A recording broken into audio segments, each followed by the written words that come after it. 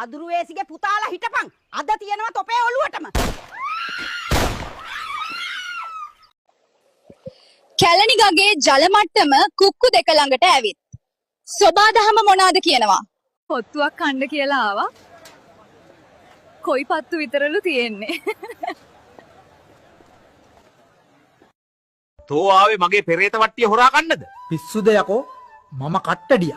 රතු පාට සාටකේ හින්දා හොරෙක් කියලා හිතුවේ. මාමේ නගින්න. දැන් නගින්නේ නෑ පුතේ. මේ මගුල කොච්චර කළත් කෙලින් වෙන්නේ නෑනේ. එහෙම තමයි ඉතින්. හැමදාම එක විදිහට නෑනේ. ආහ්නංගි මම වජය.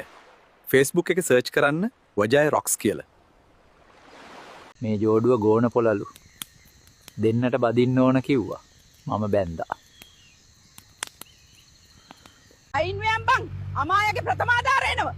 කොහේ යනවද මන්ද? මැරෙන්න හදනවා. මෝඩයෝ. මේ කාලෙත් මේ වැඩ කරන්න වෙලා. පොල් ගහකට නගින්න කෙනෙක් හොයාගන්නත් අමාරුයි මේ දවස්වල. කොල්ලෝ නාන දිහා බලන් ඉන්න එපා සදරු අයියේ.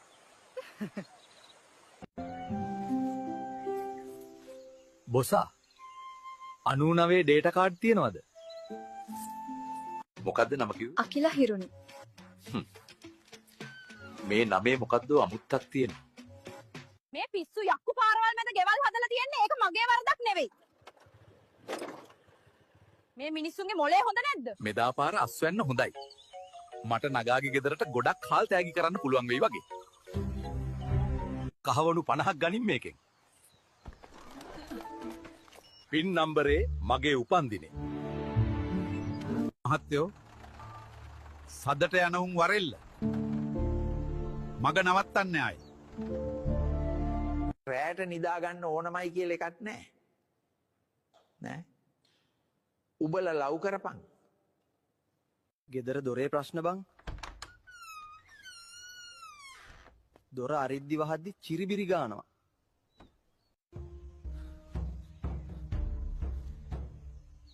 මුවෙක් එහෙම මේ පැත්තට ආවද සාන්ත?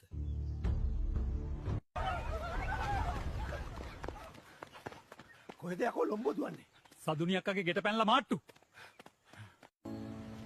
ඉෂාන්ව දැක්කද? සතියකින් විතර ගෙදර ආවේ නෑ මේ මිනිහා. අනේ හොයලා දෙන්න.